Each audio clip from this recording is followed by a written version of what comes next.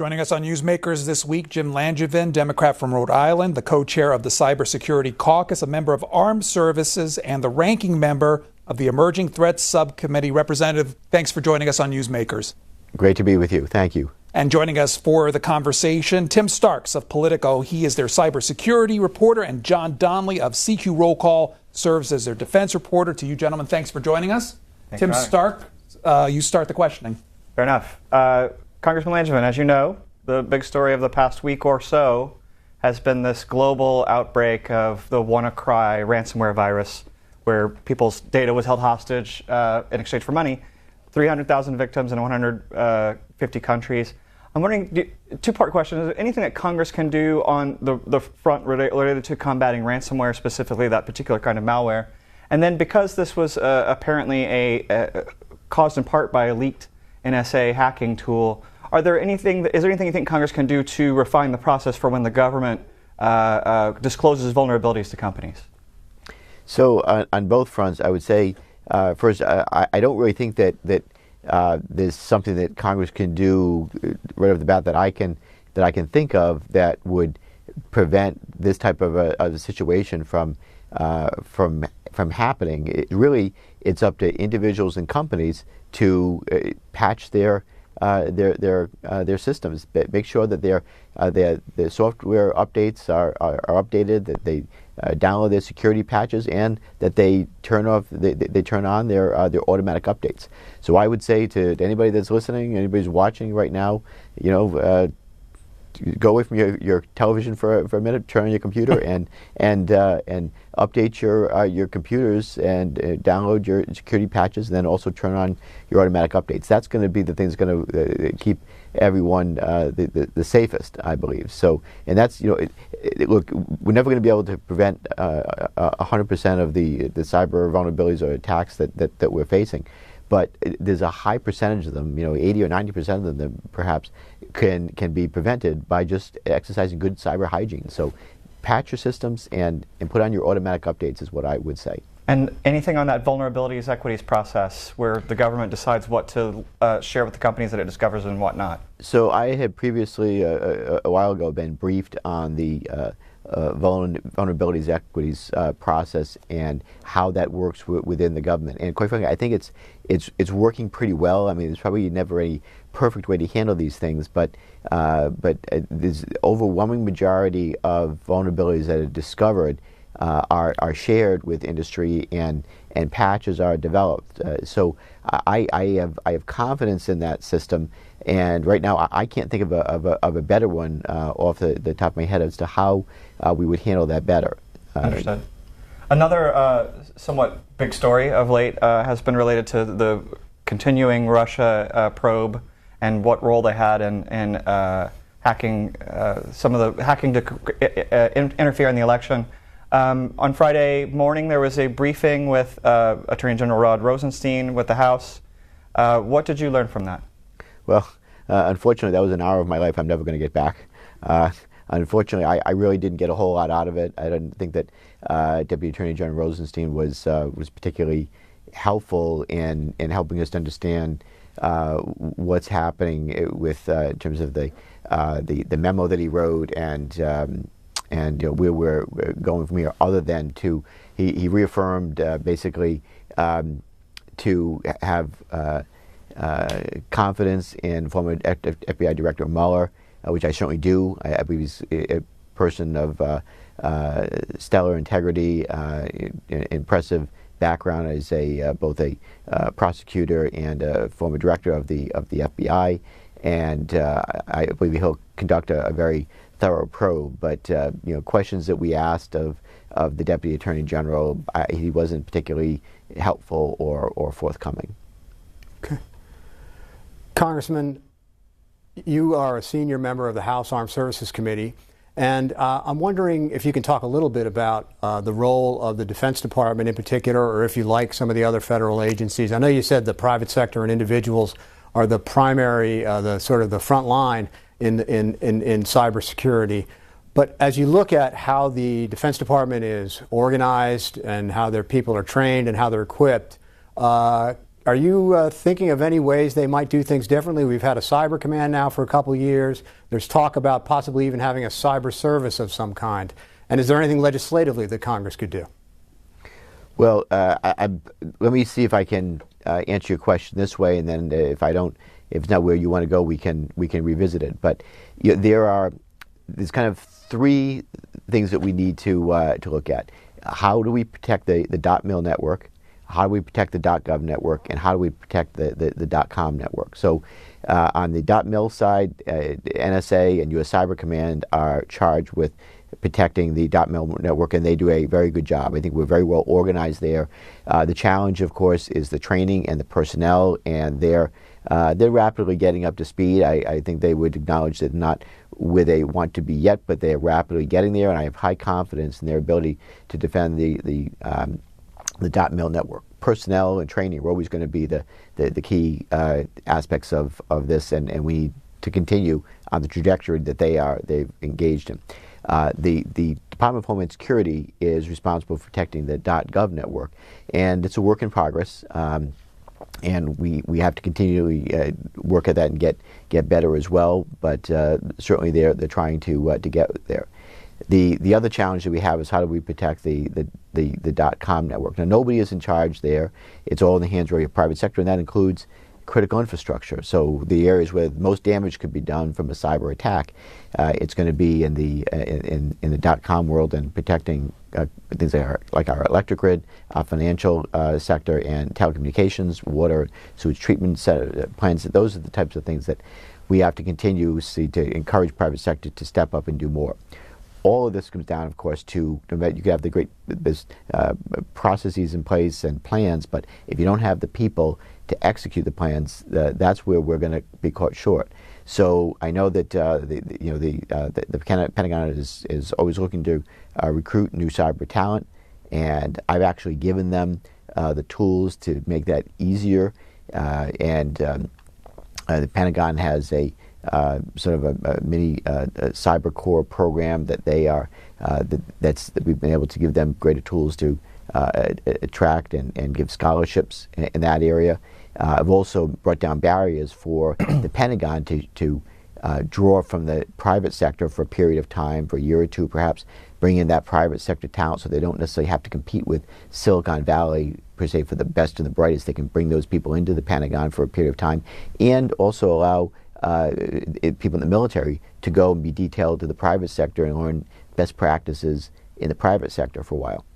On the other side, we have the .gov side. We have, for example, the Cyber Corps program, where it's a program for college students who, in their junior and senior year, they can apply to Cyber Corps, and if they're accepted, it basically pays their tuition for the junior and senior year, gives them a stipend of about $22,500 a year, and once they complete their education, when they graduate, they agree for a period of 2 years to go and work in government, either at the local, state, or the federal level, and use their talents for cybersecurity purposes. So we have to encourage more of our young people to think about cybersecurity as a career field, and there are programs and things in place, but we need more people. We are woefully under-resourced in the cybersecurity talent that we have across the country, and we really have to get better. We're really under-resourced. There are some 200,000 cybersecurity jobs right now that are unfilled across the country. So this is a field with basically 0% unemployment. For anybody who's thinking about what I want to do for a job when I get out of college, or what I want to study while I'm in college, cybersecurity is a field where we need you, and it's they're full of job prospects there. Oh, okay. So and those numbers are public and private, right? Jobs. That's correct. That's okay. Right. Overall, it sounded like you thought the government's on the right trajectory until the end there, where you said woefully under-resourced. Do we need to step up the funding for this? And do you think there should be any organizational changes? I'm thinking in particular of the idea of creating some kind of cyber service in the Defense Department.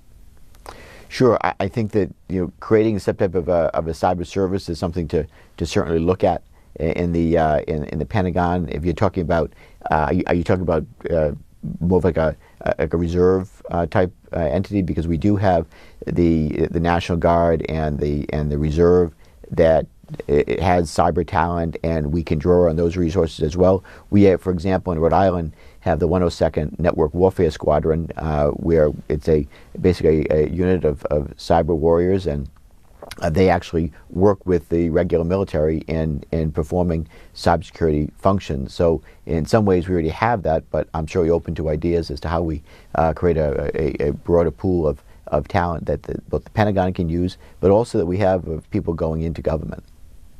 And let's, if we could, Congressman, move it from something like the agency level to the White House level. I know it's still early, but what do you think of how President Trump has done so far in cybersecurity, what he's done well, what you'd like to see him do that he has not?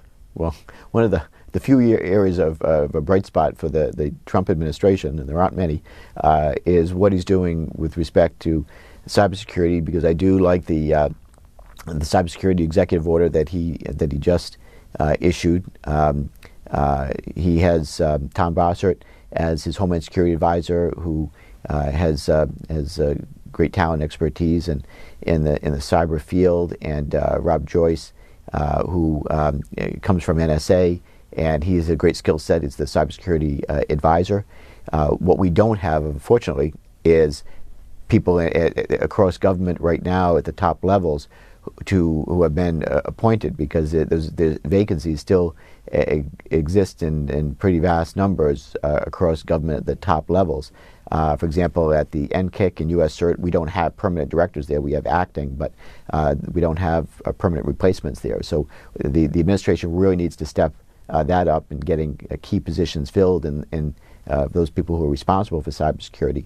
But I do like the executive order that the president recently issued, and it seems that they are moving the ball forward, and they're building on the successes that have been achieved in cybersecurity both under the Clinton administration, the Bush administrations, and the Obama administration, and continue to move the ball forward.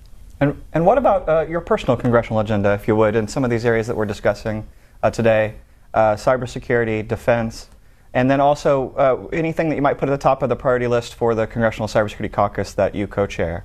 Yeah, I'd say there's two things. Right now, I'd say Congress is sort of in a wait-and-see mode to see how the cybersecurity information sharing bill, how that law is working, and right now it's too slow going for my liking. So the idea of CISA was to allow for robust information sharing, so that when there were threat signatures that we became aware of, that could be shared at network speed. There were before that law was passed, there were legal barriers to sharing information. There were a lot of nervous corporate attorneys, for example, that were worried if they'd be subject to antitrust violations, information sharing, if they were to share information. We've brought those barriers down and encouraged information sharing, but it's not robust enough. The idea is, we want to, when there's an attack one place, we want to be able to share those threat signatures at network speed, machine to machine, as quickly as possible, so we inoculate across a whole sector or fields where an exploit could be carried out as a significant attack. We want to prevent that from happening, but in order to do that, we have to have robust information sharing, so we have to get that better. The other thing that I'm looking at is metrics. So, for example, the NIST framework. Who's using it? How many are using it? Is the framework is that effective?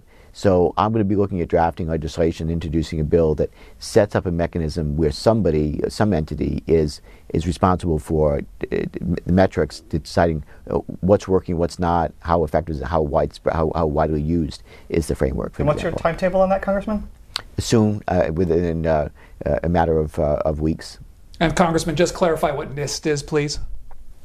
NIST is the National Institute for Standards and Technology. It was basically NIST working in a public-private partnership, and this is a good example of how cybersecurity is not, government cannot solve this problem on its own. Private sector cannot solve the problem and the challenge of cybersecurity alone.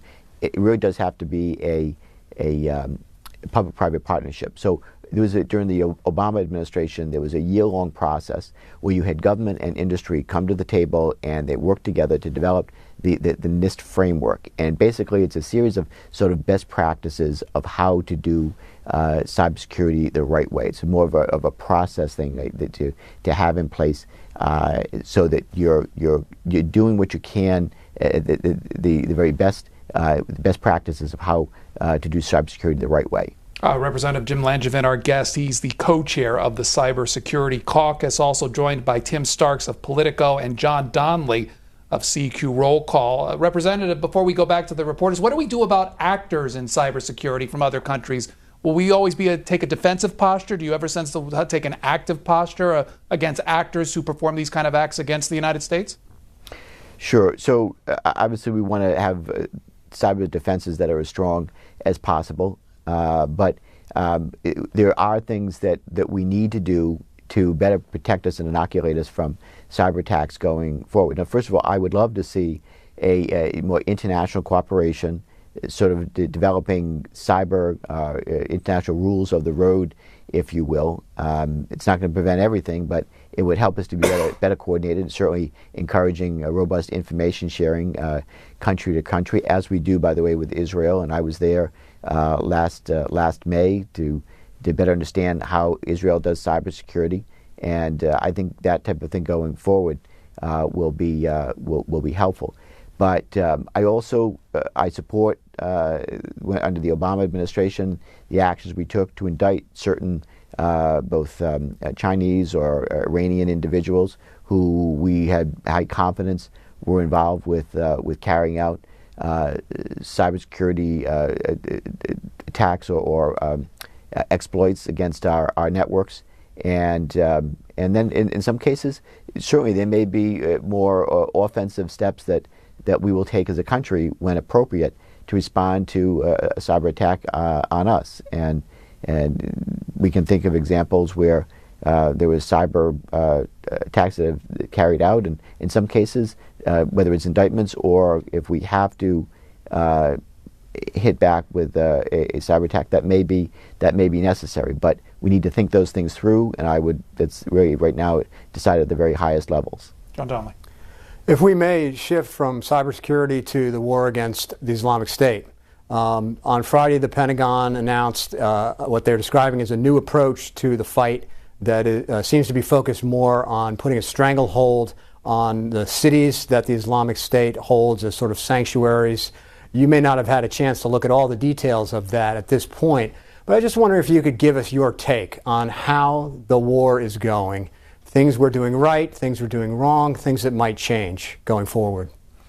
Sure. Well, I know that there's certainly a renewed focus on how we weaken the ISIS and weaken their ability to carry out attacks, and where we can hit them, and working with international partners in the region, we're hitting them hard, but certainly put a stranglehold on their ability to function. Getting supplies in and out is certainly important, and also cutting off their financing. That's another area where I know there's stepped up efforts to put a hold on and a stranglehold on any of the financing of these terrorist organizations. So you've got to deprive them of supplies, of munitions, and target their leadership wherever possible. And will that require more American forces, more forward deployed footing, more airstrikes in Syria? How do you see it playing out militarily? Well, what I don't want to see is large-scale boots on the ground over anywhere in the Middle East. I think that there's support for it from the American people. They don't want to see us in a large-scale ground war in the Middle East. What it does require, though, certainly renewed focus and partnerships with the allies in the region. Again, ISIS is not just a U.S. threat or challenge. Really, it threatens the stability of the entire Middle East. So the more we can work with our international partners, the better off we will be, the more effective our war against the Islamic State will be. And I think you're seeing those stepped up efforts. Okay. This forthcoming week, we are going to see supposedly a new budget request from the Trump administration for fiscal year 2018. They're going to propose something on the order of a $17 billion increase in the defense budget above the caps in the law. They're proposing steep cuts from non-defense programs to pay for it. Now, in the last fiscal year, in 2017, something unusual happened. The Defense Department got a raise, but it did not come with a corresponding increase in non-defense programs. How do you see it playing out, the politics of this in fiscal 2018? Is the same thing going to happen? Are Democrats going to insist on a one-for-one basis? Are you going to be able to hold off the conservatives that want to decrease spending, not just not increase it, but actually decrease non-defense spending to pay for Pentagon increases? Well, if the 2017 budget taught us anything, is that if we truly want to get a good budget through the Congress, and we want to do it expeditiously, that it's going to require Democrats and Republicans coming to the table, rolling up our sleeves, and doing the budget in a bipartisan way. So I predict that at the end of the day, that's what's going to happen with the FY18 budget. Now, how long it takes members of Congress to really figure that out and all of us come to the table and just do the right thing is yet to be seen. I really hope that we're not going to be 7 months into the FY18 budget before it dawns on everybody that you're not going to get a really, I believe, a partisan budget through, because the ultra conservatives are probably never going to agree with their mainstream Republican colleagues, and they're certainly not going to agree with Democrats. What we saw in the FY17 budget is basically Democrats, Republicans coming together, and you may not get the far right or the far left, but you're going to get the vast majority of us in the middle that want to do the right thing, and will find a way to achieve bipartisan cooperation. So okay. That's what you saw. You did see increases in defense, but you also saw some increases in domestic spending as well, including for things like education and for medical research at NIH. I believe that's the same type of thing that we should see in the FY18 budget. But I'm under no delusions. It's kind of a lot of times we wind up doing the right thing once everything else has been tried, and I'm hoping we can figure that out and do it sooner rather than later. Okay, are you one of the Democrats who believes that for every dollar increase in defense spending, there should be a dollar increase in non-defense spending? Yeah, I would sort of really fall in that category, because security isn't just about guns, bombs, and bullets. And security is a variety of things. It includes things like homeland security. It includes economic security. Families don't feel very secure if they don't have a safe, affordable place to live or enough to eat. So, and obviously border security and support for our first responders, police and fire, also fit into the category of security. So I believe in balanced security, and it's not all just in the Pentagon budget where we find security. And Congressman, looking ahead, let's straddle these two areas we've talked about today. Your role is in the Emerging Threats Subcommittee, and your role as being an expert on cybersecurity. What threats broadly are you looking at in cyber or physical that are emerging that you're really worried about and that we should be focusing on more, or should have been focusing on more already? Sure. Well, as I said earlier in the program, one of the things that I worry about the most and that keeps me up late at night is attacks on critical infrastructure. Again, you have the Pentagon and NSA defending the dot mil network, and I believe doing a good job. You have the Department of Homeland Security responsible for protecting the Gov network, and although I really would like to see somebody in charge with policy and budgetary authority, which we still do not have, and I've been long calling for that, and I've introduced legislation, the Cybersecurity Executive Authorities Act, which would create a director's position in the White House with Senate confirmation and with policy and budgetary authority to reach across government and compel departments and agencies to close vulnerabilities in their cyber networks. But on the .com side, we don't have somebody in charge, and nobody would accept having the NSA, for example, sit on the .com network and doing what it needs to do to protect that world. But what we need to do is see broader cooperation between interfaces with the government and the private sector. That's why information sharing is so important, robust information sharing to make sure that our private sector is as safe and secure as it possibly can be. But added incentives is getting them to do more. And by the way, may even require some, obviously, regulation. There's some areas where if there's vulnerabilities exist and those vulnerabilities haven't been closed, we need to give FERC, for example, the authority to go in and direct that vulnerabilities be closed that exist in our electric grid. So those are the things that I'll be continuing to focus on and to push for.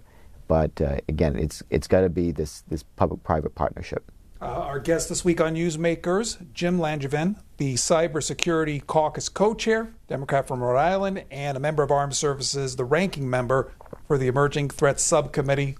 Congressman, thanks for your time today. Thank you. It's great to be with you. Tim Starks, as far as everything he said concerning the attack that we had and the response, it seems like there wasn't a whole lot Congress can do.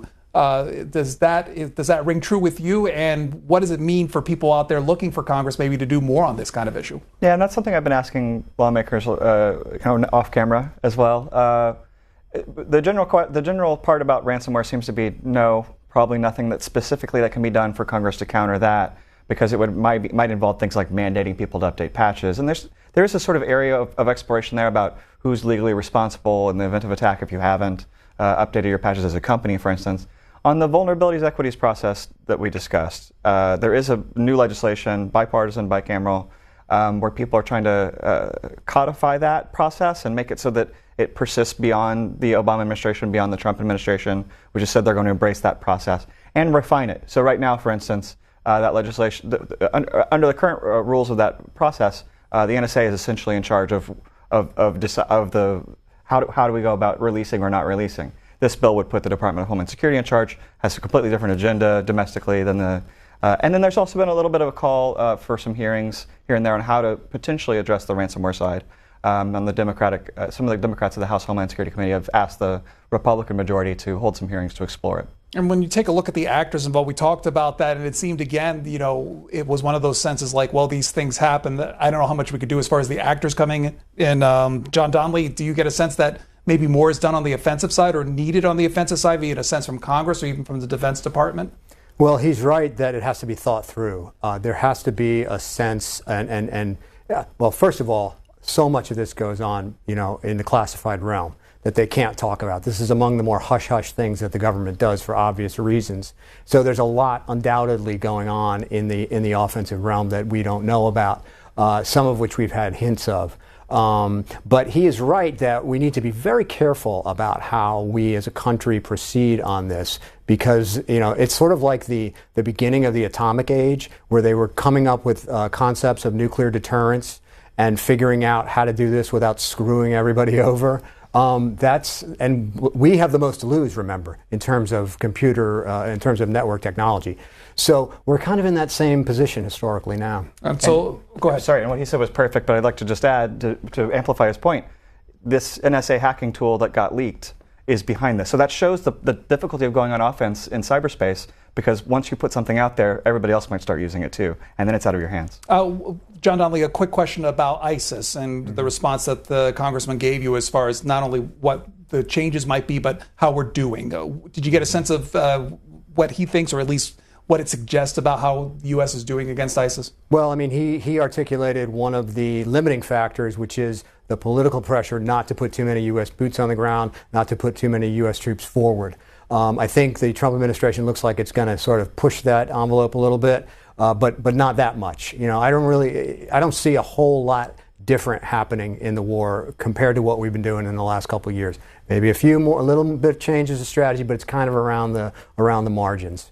So it's but having said that, they've made a lot of progress against ISIS in the last year, and they're said to be getting pretty close to I don't know about finishing them off, but certainly reducing them to just a very shadow of what they were before. So we saw Congressman being briefed by Rod Rosenstein about issues concerning the Justice Department. His response, I want to get your both take on. He basically said, I think the phrasing was, "Wish you could get an hour's life back" or something. Exactly. What does that tell you? I mean, that having covered Congressman Langevin for a long time, he's not a flamethrower. He's a policy wonk, and that was pretty damning as far as the kind of reaction you might get from a lawmaker of that temperament. Specifically, why? Well, just because it must have been a pretty bad briefing in the sense that, you might expect a lot of Democrats to come out of a briefing about a very issue that's become very partisan and be disappointed and critical. You wouldn't necessarily expect Congressman Langevin to be one of the people who would do that. John Donnelly, your take? Well, I think a lot of it has to do with expectations. When lawmakers go into these classified briefings, they expect to hear something really cool that they didn't know about, and they find out that they've just been briefed on something that they read about on the front page of the newspaper or the day before. So they come out a little disappointed sometimes, but I agree with Tim that it's a little unusual for someone as measured as Langevin to make as sharp a statement as he did. John Donnelly reports on defense and other issues for CQ Roll Call. Tim Starks on cybersecurity for Politico. And to both of you gentlemen, thanks for joining us on Newsmakers. Thank you. Thank you.